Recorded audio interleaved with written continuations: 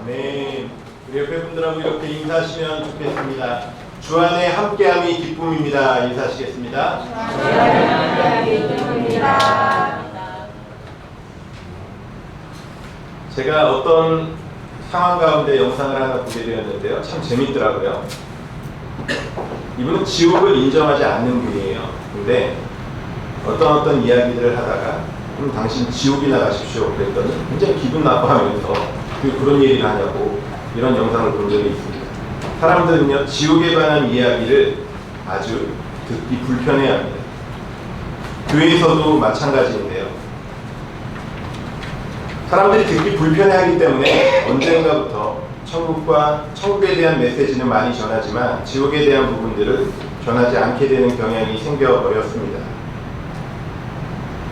사람들의 죄를 죄라고 이야기하지 않고 실수 이런 식으로 바꾸고, 그래서 메시지를 점점 약하게 만드는 일들도 많이 일어나고 있습니다. 그럼에도 불구하고 오늘의 말씀을 전해야 되는 이유가 무엇일까요? 성경은요, 분명히 천국과 지옥이 있음을 우리에게 말씀하고 계십니다. 성경 전체에서 지옥에 관한 메시지를 가장 반복적이고 가장 분명하게 말씀하신 분이 누구이십니까? 바로 예수님이십니다. 예수님이 많이 말씀하셨고 예수님이 반복하셔서 경고하셨습니다. 그러면 우리가 그 메시지의 내용을 심각하게 다뤄야 되지 않겠습니까? 마태복음 7장에서 말씀하신 것처럼 멸망으로 인도하는 문은 크고 넓어서 그 길로 가는 사람이 많습니다. 이 세상에 예수 믿지 않는 사람들 많습니다. 그들이 가는 길은 넓은 길을 향해서 열심히 달리고 있습니다. 세상 많은 사람들이 다 그 길로 달려가고 있습니다. 왜 달리는지도 모르고 우리 인생의 끝이 있음을 온전히 인식하지 못하고 달려가고 있습니다. 믿지 않고 있을 수도 있죠. 하지만 교회는 이 경고의 메시지를 정확히 전해야 되지 않겠습니까? 분명히 선포해야 될 것입니다. 오늘 그 안타까운 마음과 그 사랑을 담아서 오늘 메시지를 전한다는 것을 여러분 알아주시면 좋겠습니다. 오해하지 말고 들으십시오. 성경에 있는 내용을 그대로 전하는 것이고 기분 나쁘게 듣지 마십시오. 이것은 우리의 영혼을 살리는 메시지가 될 것입니다. 그럼 예수님께서 무엇을 말씀하십니까? 예수님께서는요, 오늘 비유를 통해서 우리에게 말씀하십니다. 우리가 여행 가더라도 앞서 여행 갔던 사람들의 이야기를 듣습니다. 그런 카페에 가입하기도 하고 책을 보기도 합니다. 그 경험을 내 것으로 만들고 싶어 하는 것이죠. 그런 의미에서 제가 한번 생각해 보았습니다. 지옥에 갔다 온 사람들이 우리에게 편지를 보내준다면 그 편지를 통해서 지혜를 얻을 수 있지 않을까? 그 편지에는 어떤 내용이 쓰여졌을까요? 여러분 고민하실 것이 없습니다. 오늘 본문이 바로 그 내용이기 때문에 그렇습니다. 예수님께서는 오늘 비유를 통해서 지옥이 어떤 곳인지 분명히 알려주십니다. 오늘 우리가 깨달아야 되는 것이 무엇일까요? 지옥과 음부라는 단어가 나옵니다. 신학적으로 말하면 지옥과 음부는 다릅니다. 천국과 낙원도 다릅니다. 예수님께서 강도에게 내가 나와 함께 낙원에 있으리라 그러셨죠. 그러니까 하나님의 나라와 낙원은 차이점이 있습니다. 그것을 다 지금 설명할 수 없습니다. 또 시간을 한번 만들어서 같이 나누도록 하겠습니다. 그런데요, 결국 사람의 운명을 결정짓는 데는 큰 차이가 없습니다.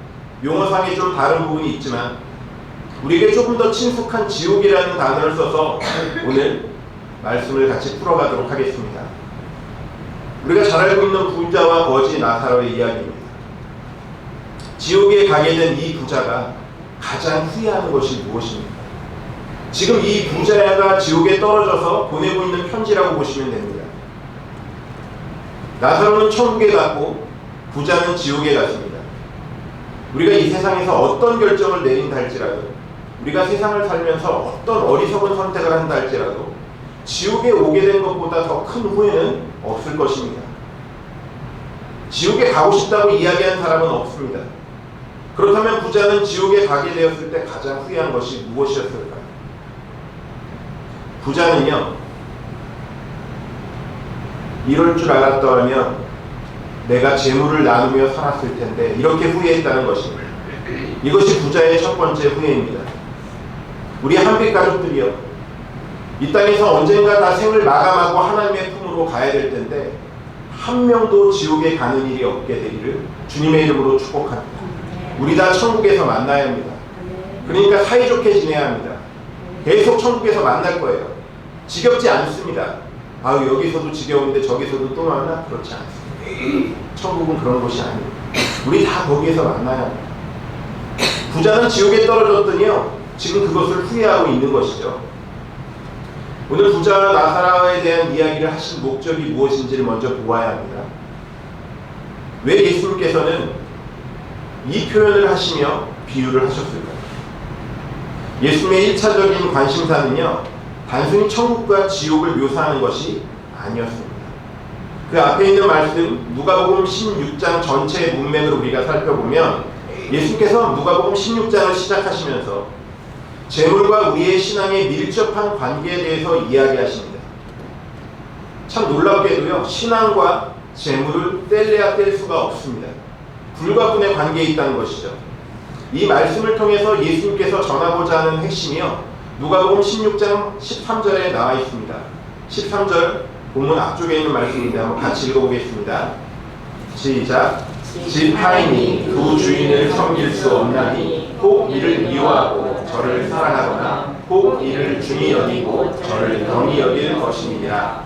너희는 하나님과 재물을 겸하여 섬길 수 없느니라. 너희는 두 주인을 섬길 수 없다. 그리고 최종적인 결론으로 뭘 말씀하시죠? 하나님과 재물을 겸하여 섬길 수 없다. 좀 이상하지 않습니까? 왜 도대체 예수님께서는 주인에 대한 이야기를 하시면서 다른 것도 아니고 재물을 다른 말로 이야기하면 돈이죠.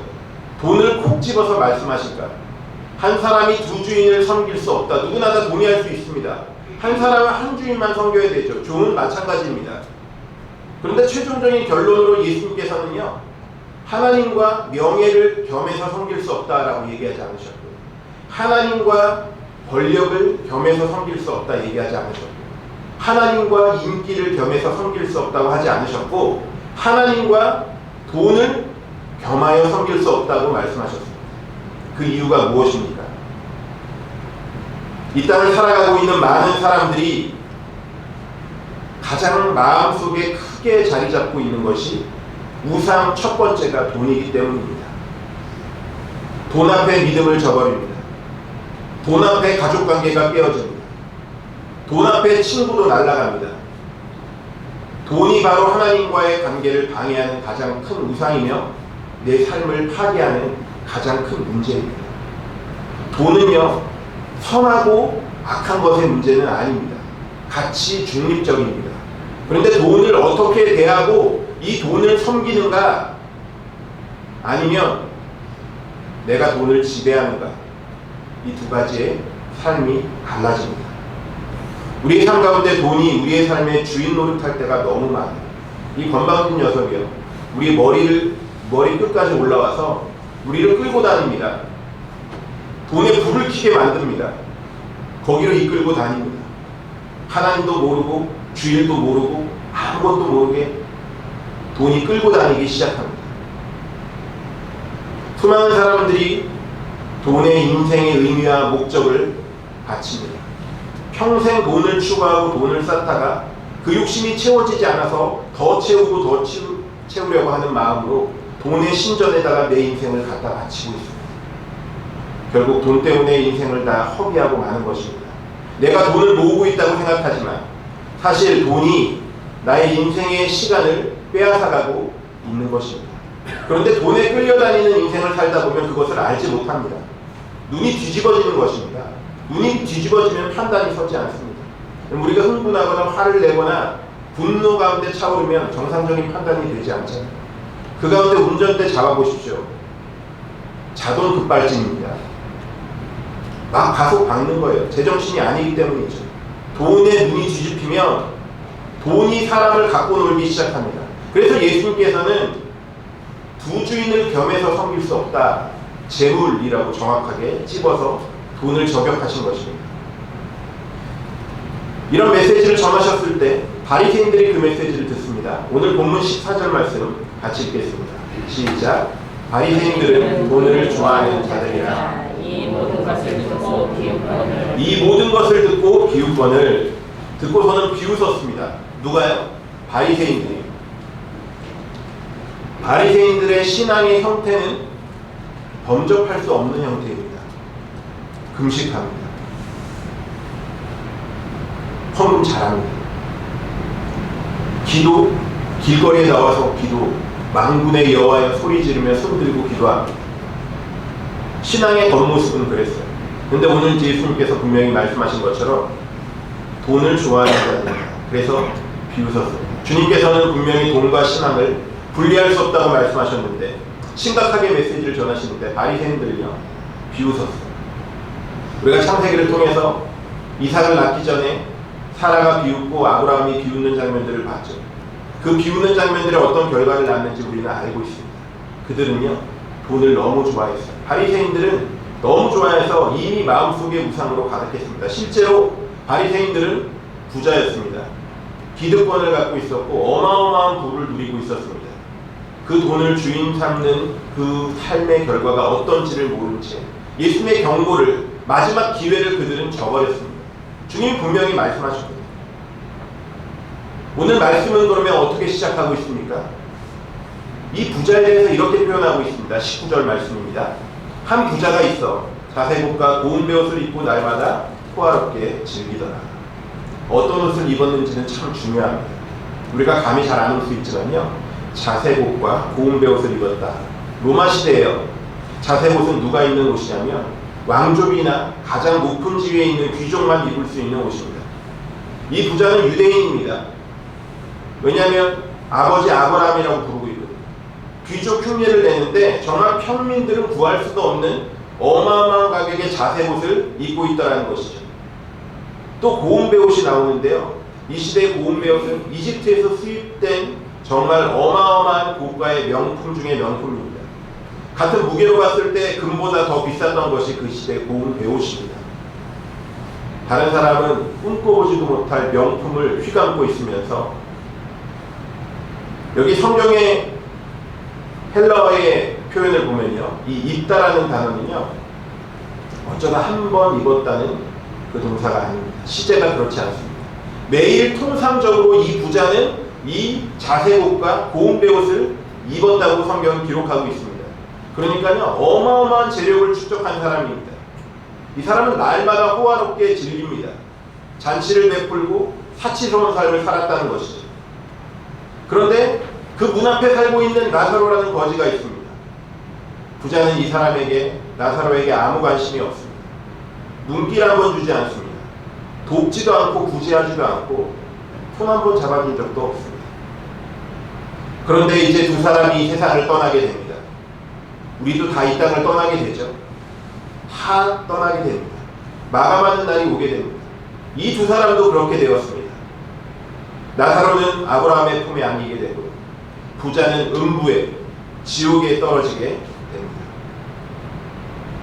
오늘 본문에서 부자가 왜 지옥에 가게 됐는지, 거지 나사로는 왜 아브라함의 품에 안기게 되었는지 아무런 설명이 없습니다. 여기서 우리가 분명히 짚고 넘어가야 되는 것은, 부자는 반드시 지옥에 가고 거지는 반드시 천국에 간다는 것은 아니라는 것입니다. 이것은 아주 비상식적이고 비성경적인 발상입니다. 성경에 그런 내용이 어디에도 없습니다. 부자가 천국에 들어가는 것이 어렵다 그랬어요. 어렵다 그랬지 못 간다고 하지 않았습니다. 등 따시고 배부르게 되면 신명기 8장에도 기록되어 있듯이 하나님을 잊어버릴까 하나님께서도 염려하셨습니다. 부는요 사람을 교만하게 만들고 염려하게, 하나님을 염려하게 만드는 것입니다. 그래서 천국 가는 게 어렵다 그런 것이지 못 가는 것은 아닙니다. 그와 동시에 참 많은 거지들이 지옥에 갔습니다.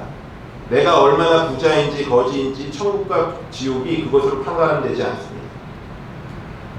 유일하게 우리가 왜 나사로가 천국에 갔는지 알 수 있는 단서가 하나 있는데요, 바로 그것은 나사로라 하는 이름의 뜻에 있습니다. 성경에 보면요 학자마다 조금씩 다르지만 비유가, 예수님이 말씀하신 비유가 약 40개 정도 있다고요. 40개 정도 되는데 그 중에서 사람의 이름이 나오는 비유가 몇 가지나 될까요? 맞추시면 제가 재미가 없습니다. 오늘 여기 나사로 한 명밖에 없습니다. 예수님의 비유 중에서 이름이 나온 사람이 한 사람도 없습니다. 나사로의 이름의 뜻이 무엇인지 아십니까? 한번 따라하시겠습니다. 하나님께서 도우시는 자. 이름의 뜻이 너무 좋죠. 하나님께서 도우시는. 그래서 카톨릭에서도 보면 나자로 해가지고 나자로 무슨 집 이렇게 해서 하나님이 도우신다 이런 의미를 쓰고 있습니다. 지금 나사로가 천국에 가게 된 이유는요, 하나님의 도우심이라고밖에 표현할 수 없습니다. 하나님이 긍휼히 여겨주신 것입니다. 하나님이 은혜를 베푸셨다는 사실을 통해서 우리가 알게 되는 것이죠. 아, 은혜를 입었구나. 우리도 마찬가지지 않습니까? 우리가 예수 믿게 된 것이 부모님이 믿으셨기 때문에 믿은 것인가요? 아니요. 부모는 믿지만 자녀들이 믿지 않는 경우가 참 많습니다. 반대로 부모는 믿지 않지만 내가 믿어서 예수 그리스도를 믿는 1세대가 된 가족들도 많습니다. 우리가 예수 믿고 하나님의 자녀 되고 구원을 받게 된 이유가 무엇이죠? 이유가 없습니다. 이유가 있다면 한번 따라하시겠습니다. 하나님의 은혜입니다. 하나님께서 우리를 긍휼히 여겨주셨습니다. 하나님께서 우리를 불쌍히 여겨주셨고요. 하나님께서 우리를 사랑하셔서 자녀 삼으시기를 작정하셨고요. 그래서 하나님께서 우리를 이끌어 나가신다는 것입니다. 여러분 너무 염려하지 마십시오. 하나님께서 우리의 인생을 책임지고 이끌어 나가십니다. 부르신 분도 하나님이시고 택하신 분도 하나님이시고 그 길을 인도하신 분도 하나님이십니다. 이 확신 가운데 흔들리지 마십시오. 구원을 하나님께서 결국 완성시키십니다. 단순히 그가 거지였기 때문에 천국에 간 것이 아니라 하나님의 은혜를 받았기 때문에 천국에 가게 되었다는 사실을 우리는 알게 됩니다. 우리가 한 가지 더 정확히 짚고 넘어가야 되는 것이 있습니다. 부자는 왜 지옥에 가게 되었을까요? 나사로가 거지가 자기 대문 앞에 날마다 앉아 있었는데 구제하지 않았기 때문에, 이웃을 사랑하지 않았기 때문에, 선행이 부족하기 때문에 천국에 가려면 적어도 선행을 해야 되니까 저 정도의 선행은 쌓아 올려야지 그랬기 때문에 행위가 부족해서 지옥에 간 것일까요? 설명이 길어졌으니까 아니라는 거 아시겠죠? 선행 때문이 아닙니다. 절대로 아닙니다. 우리는 행위로 구원받지 않습니다. 선행으로 천국을 간다고 하면 우리는 다 선행을 자랑할 것입니다. 내가 이만큼 했어. 내 공로를 자랑할 것입니다. 그렇기 때문에 선행이 부족해서 부자가 지옥에 갔다는 그런 생각은 완벽한 오해입니다.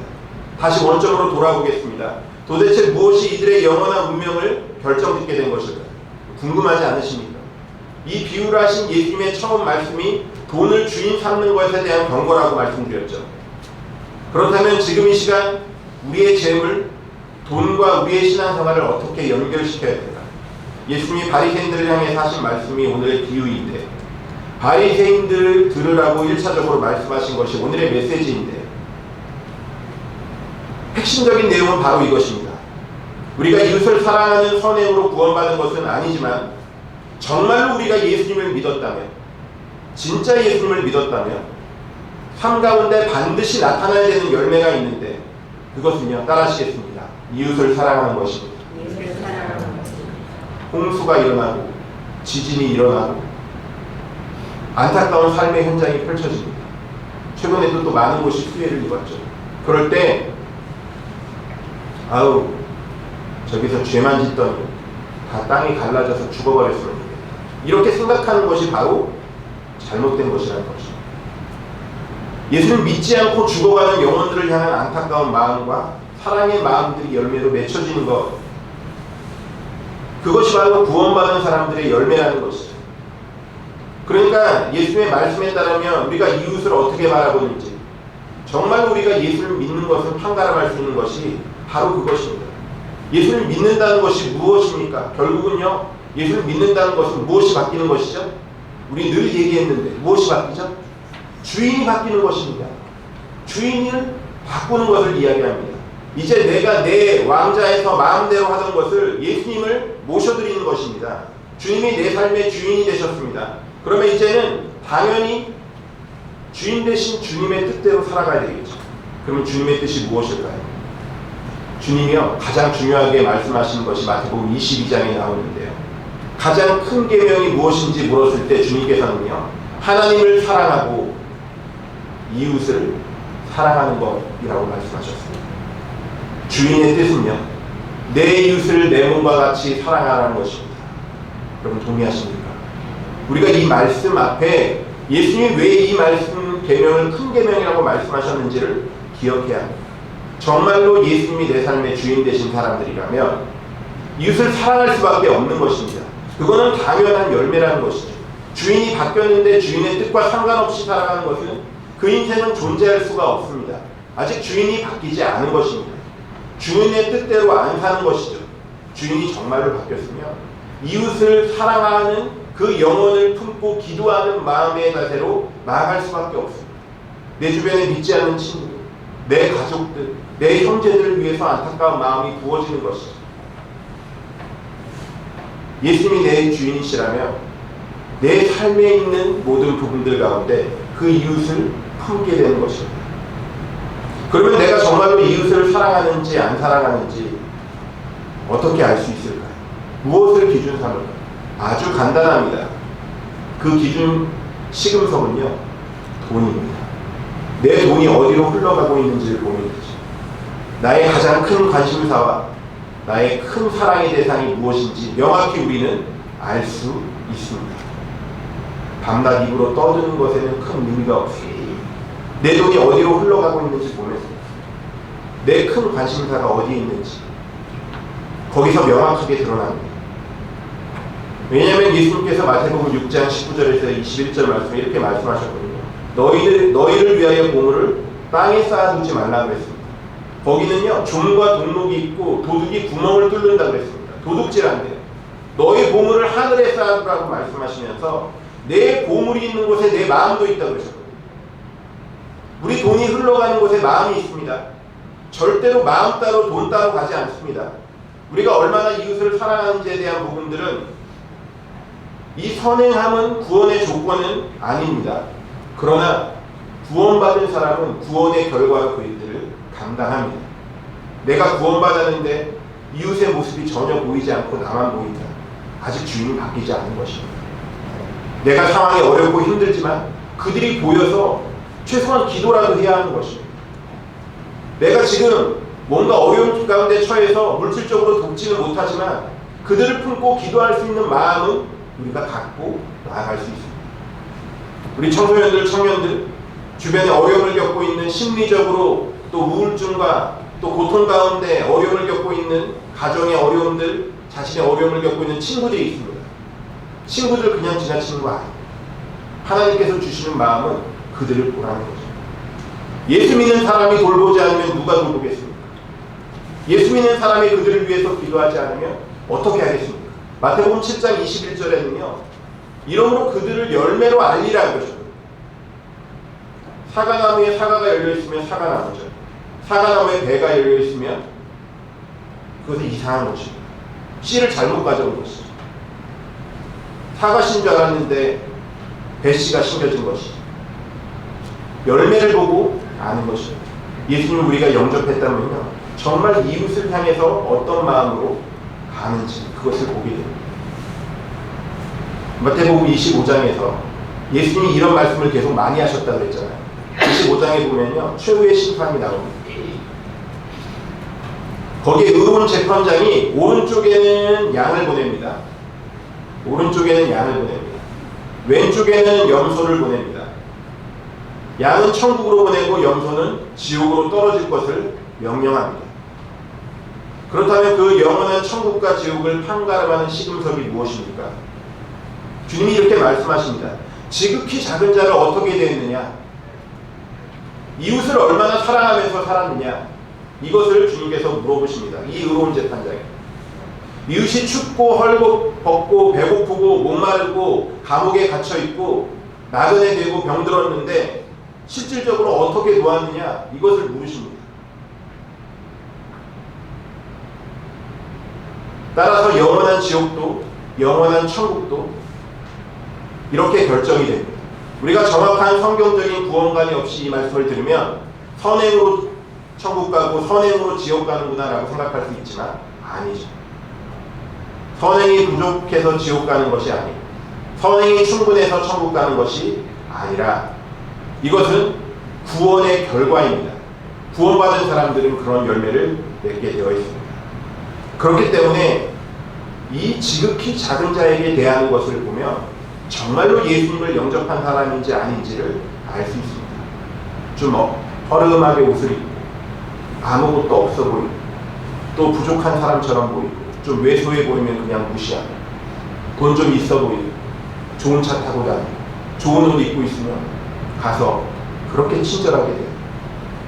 친절하게 대하는 것이 잘못됐다는 것이 아니라 사람들을 그런 마음과 겉모습으로 차별하며 마음 가운데 그렇게 그들을 대하고 있잖아요.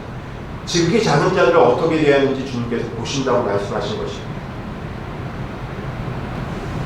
여기서 우리의 삶의 태도가 명확히 갈립니다. 부자가 지금 지옥에 있습니다. 부자는 계속 후회하고 있습니다. 지옥에서 가장 많이 들리는 소리가 뭔지 아세요? 뭐 할 걸 이라고 했잖아요. 뭐 할 걸. 이 땅에 있을 때 예수님 잘 믿고 이 땅에 있을 때 가족들과 더 사랑하고 지내고 그때 그럴 걸. 껄껄껄 한다 그러잖아요. 고통 중에서 부자가 무엇을 후회하고 있겠습니까? 내가 하늘 높이 이 땅에서 쌓아 올린 재물 그걸 이웃과 나눴으면 그럴 걸. 그랬겠죠. 어차피 우리가 예수님을 믿었다면 반드시 삶 가운데 일어나야 되는 변화는 성경적인 재물관이 바뀌는 것입니다. 경제관념이 바뀌는 것입니다. 예전에는 주님을 믿기 전에는 내 삶의 목적이 돈이었을지 모르지만 주님을 만났다면 돈은 도구로 변해야 합니다. 돈이 목적이 되면 안 되는 것이죠. 왜 하나님께서 우리에게 재물을 주십니까? 왜 조금이라도 더 풍요롭게 하시며 그래도 우리는 누워서 잘 수 있는 집이라도 있잖아요. 내 집이 아닐지라도 우리는 길거리에 나앉아 있지 않습니다. 왜 하나님께서 우리에게 그것을 주셨을까요? 우리에게 더 주신 것이 사명이라는 것입니다. 이웃에게 흘려보내주고 복음 전파에 쓰임받고 이웃 사랑을 위해서 흘려보내주고 사명을 감당하라고 우리에게 주신 것이지 나 혼자만 우리 가족들만 잘 먹고 잘 살라고 주신 것이 아니라는 것입니다. 모든 그리스도인은요, 한번 따라 하시겠습니다. 축복의 통로입니다. 축복의 통로입니다. 통로는요, 흘려보내는 것이죠. 우리는 축복의 창고로 부름받은 게 아닙니다. 돈을 이만큼 쌓아놓고 어디에도 쓰지 않고 있다가 죽어요. 연일만 잘 쓰겠죠. 열심히 모았는데 자신은 써보지도 못하고 쓰고 안 쓰고의 중요한 것이 아니라 우리는 통로라는 것을 이해하는 것이 중요합니다. 흘려보내기 위해서 돈을 벌고 관리하는 것입니다. 흘려보내는 것이 처음부터 돈을 맡고 있는 우리의 목적이기 때문입니다. 교회를 세웁니다. 이웃을 돕습니다. 이름이 나지 않게 돕습니다. 오른손이 하는 것을 왼손이 모르게 돕습니다. 보이지 않게 선교합니다.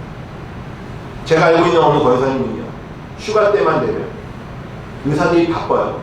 이 권사님 의사신데 개원의입니다. 페이닥터를 한 주일 동안 쓰세요. 우리 권사님 뭐 하시는 줄 아세요? 페이닥터 쓰는 거 쉬운 일 아닙니다. 자기 이름을 걸고 하는 의원에 페이닥터 쓰는 거 쉬운 거 아닙니다. 휴가 그 황금 같은 일주일을요, 선교 나갑니다. 이 권사님이 도전적인 이야기를 하세요. 권사님, 페이닥터 쓰시고 불안하지 않으세요? 목사님 살면 얼마나 산다고요? 하나님이 책임지시겠죠. 저 가서 순교하고 충전받고 오는 게 더 좋아요. 근데 권사님하고 제가 캄보디아도 가고요. 몇 개국을 갔습니다. 갈 때마다 참 그런 부분들이 권사님은 이걸 아시는 거예요. 물질은요, 흘려보냅니다. 선교지에 승합차 필요하다면 그냥 헌금하십니다. 돈이 있어서 하는 것이 아니죠. 마음이요, 어떻게 이 재물을 써야 되는지 알기 때문입니다. 하나님은요, 우리를 디자인하실 때 창고로 짓지 않으셨습니다. 창고에 쌓아놓으면 썩는 것입니다. 왜 만나가 해가 뜨면 없어지게 하셨는지 아십니까? 만나는요, 해가 뜨면 없어져요. 매일매일 하나님 바라보라는 것입니다. 사람들은 쌓아놓잖아요. 군대에서도 보면은 건빵주머니가 왜 건빵주머니인가? 그렇게 음식을 이렇게 꼼쳐놓잖아요. 그죠? 초코파이도 여기저기 짱박하고 사람은 자꾸 쌓으려고 합니다. 집에서 안 쓰는 물건 많잖아요. 그런데 쌓아놓고자 하는 것이 하나님이 우리를 디자인하신 목적이 아닙니다. 우리는요, 한번 따라하시겠습니다. 통로입니다. 우리는 통로로 지원받았다는 것이죠. 흘려보내라고 우리에게 물질을 주셨습니다. 도우라고, 복음 전파하라고, 선교하라고. 그러면 하나님께서 우리의 삶 가운데 더 채워주시며 또 우리의 이 땅에서의 삶뿐만 아니라 하나님 나라의 하늘의 보물 쌓아두라는 거죠. 하나님의 나라를 위해서 쌓아두는 그것은 썩지 않고 좀과 동록도 있지 않고 도둑도 해하지 않는다 그래서 도둑도 훔쳐가지 않는 것입니다. 거기에 정말로 우리의 삶에 있는 부분들을 초점을 맞춰야 하는 것입니다. 첫 번째가 지금 끝났네요. 두 번째 이 부자는요,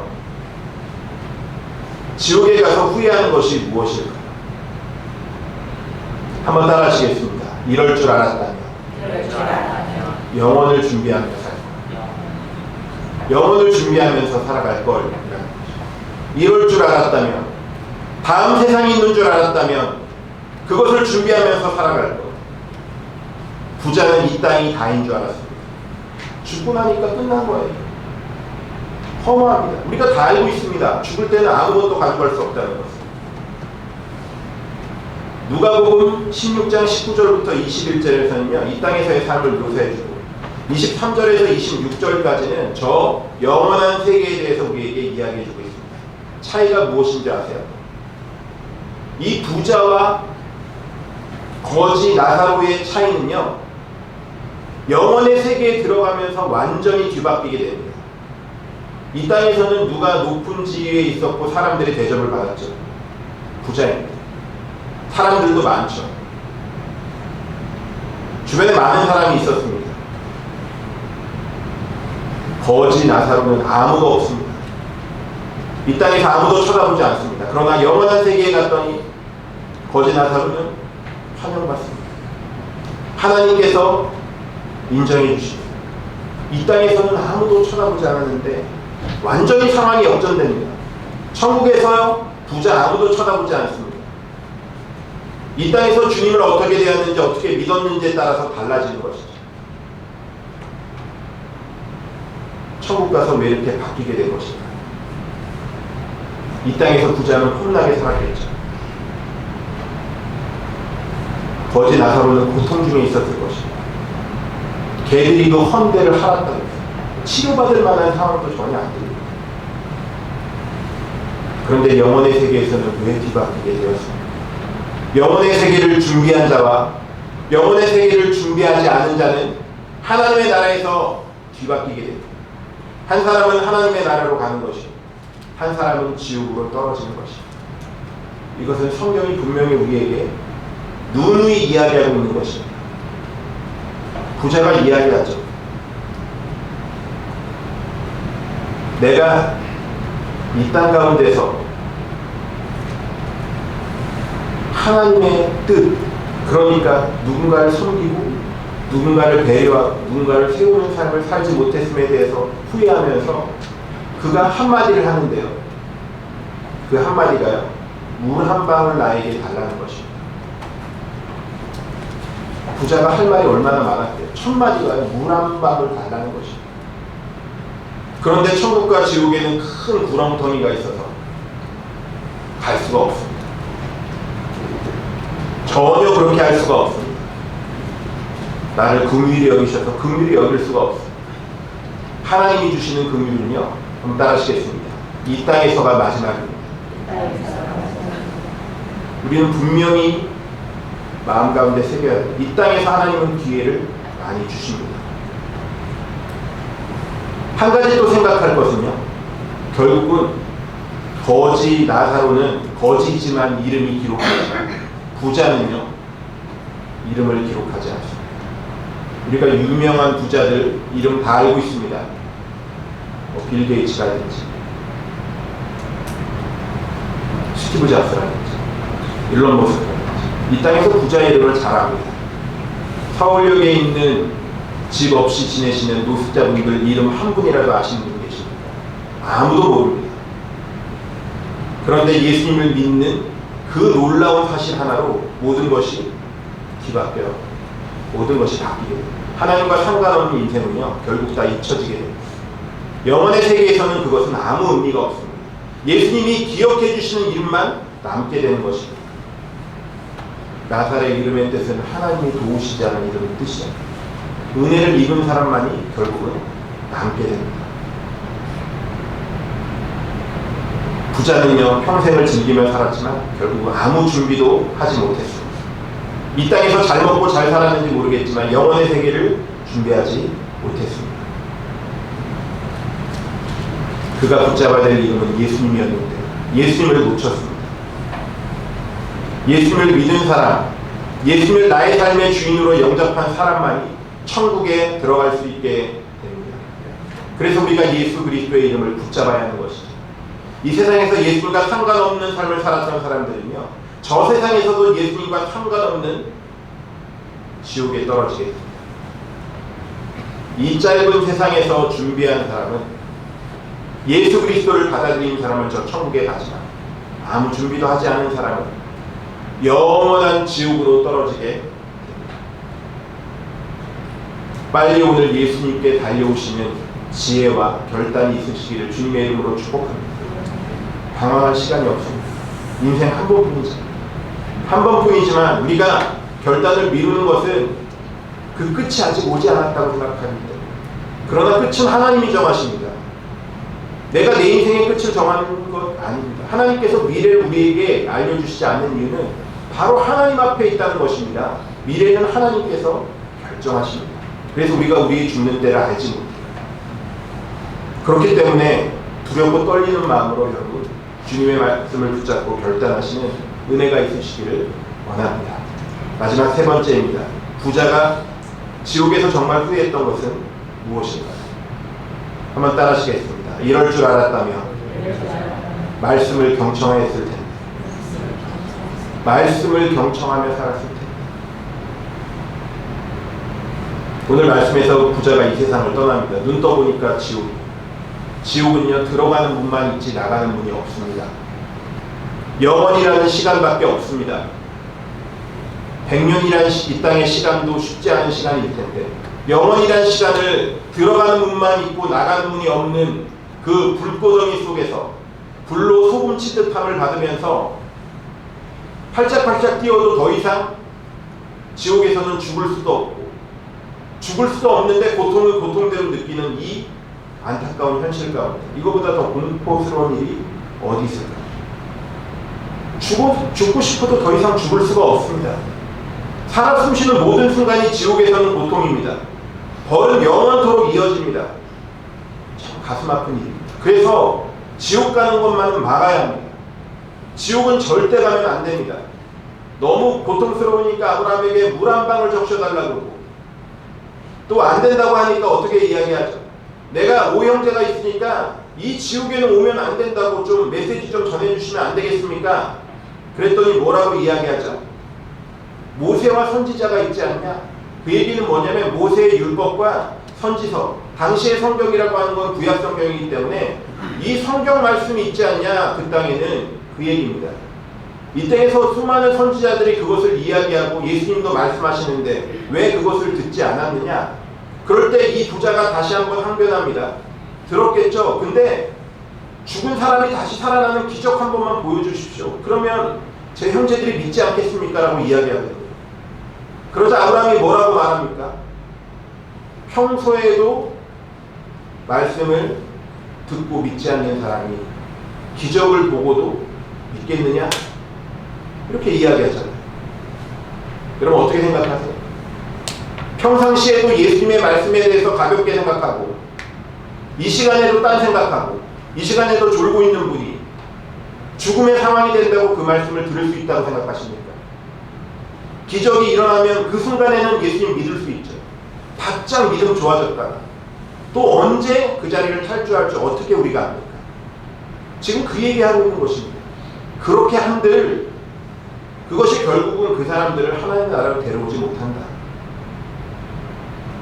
실제로 예수님께서요, 회장장 야이로의 딸도 살리셨고요, 나인성 과부의 아들도 살리셨고요, 요한복음 11장에 보면은 동명이인 나사로 마르다 마리아의 오빠 나사로도 살리셨습니다. 근데 잘 생각해 보세요. 그 죽은 사람을 살리신 사건의 기적을 본 사람들이 주변에 수없이 많았습니다. 그 사람들이 다 어디로 갔지? 부인할 수 없는 현실 앞에 그들이 나중에 뭐 하냐면요, 결국 예수님을 십자가에 못 박습니다. 그 사람들이 죽은 것입니다. 예수님이 죽었다 살아나셨어요. 공개 처형되신 분이 눈앞에 살아있습니다. 모두가 다 봤습니다. 3일 만에 진짜 살아나셨습니다. 손에 못자국 그대로 있으십니다. 옆에 창자국 그대로 있습니다. 40일 동안 그들과 동행하십니다. 안 믿어요. 믿지 않습니다. 사람들은요, 내가 믿고 싶은 것만 믿습니다. 급할 게 없는 것이죠. 다음이 있다고 생각하는 것입니다. 아니요. 다음은 없습니다. 그때는 우리가 정하는 것이 아닙니다. 그것이 마지막 때가 될 수 있기 때문에, 그래서 우리가 그 마음으로 복음 전하는 것입니다. 그 결국 회개할 수 있는 기회도 하나님께서 주시는 것이고, 그때도 하나님이 맞추시는 것이지, 내가 미룬다고, 내가 나중을 생각한다고 되는 것이 아닙니다. 그래서 부자가 후회하는 것이요, 그때 그 말을 경청할 것, 이것이죠. 우리가 이 땅을 살아오면서 수없는 복음을 들은 기회가 있었습니다. 또 하나님의 역사를 체험할 수 있는 기회도 있었습니다. 말씀에 능력이 있다는 것을 압니다. 그런데요, 결단하지 않습니다. 그냥 흘려드는 것이죠. 예수 그리스도를 믿는 자에게 영생이 있다는 수없는 메시지를 듣고, 주일에도 이렇게 와서 예배를 드리는데 여전히 예수님을 나의 구주로 영접하지 않고, 또 삶 가운데서 끊임없이 세상의 부러운 것들을 바라보며, 나도 저기 있었으면, 나도 한번 저렇게 했으면, 부러워하는 인생을 살고 계시지 않습니까? 주 예수를 믿으라, 그러면 너와 내 집이 구원을 얻으리라. 하나님이 세상을 이처럼 사랑하사 독생자를 주셨으니 이는 저를 믿는 자마다 멸망하지 않고 영생을 얻게 하려 하십니다. 이 말씀을 왜 우리에게 주십니까? 우리가 하나님의 백성이 되어야 되는 길을 이 땅에서 수없이 제시해 주셨습니다. 복음의 부익부 빈익빈이 계속됩니다. 복음을 듣는 사람은 배 터지게 듣습니다. 복음을 듣지 않는 사람은 한 번도 듣지 않습니다. 제가 요즘 충격받고 있는 게 뭔지 말씀드렸죠. 초등학생들이 교회가 뭐 하는 곳인지 모른다. 부모님이 믿지 않으니까 기독교가 뭔지 모르고요, 예수님이 뭐 하신 분인지 들어본 적도 없습니다. 그래도 예전에는 들어본 적이라도 있잖아요. 그럼 예수님은 역사적인 인물 정도로 알고 있습니다. 전해주지 않으니까 모르는 것입니다.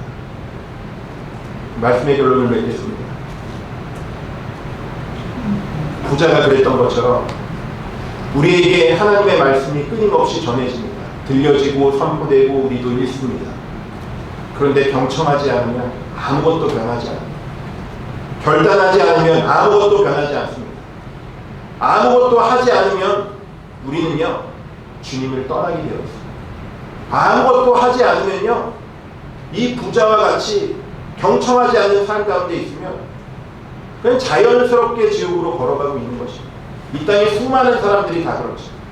수없는 복음이 전해지고 유튜브 세상에서 수없는 말씀을 들을 수 있지만 듣기 싫으니까 듣지 않고, 듣고 싶은 것만 듣고, 나에게 도움되는 것, 부자 된다 그러고 성공한다 그러고 높은 지에 올라간다 그러면 그것은 열심히 듣지만, 회개하고 예수 그리스도를 믿고 지옥이 있다는 메시지에는 전혀 귀를 기울이지 않는 이 땅 가운데 이미 주님은 말씀하셨습니다. 피를 보러도 춤추지 않을 것이다. 애통할 일이 있어도 애곡하지 않을 것이다. 이 세대는 그렇습니다. 그러나 우리는 그렇게 되면 안 되지 않습니까? 우리 한빛 가족들은 그러면 안 되지 않습니까?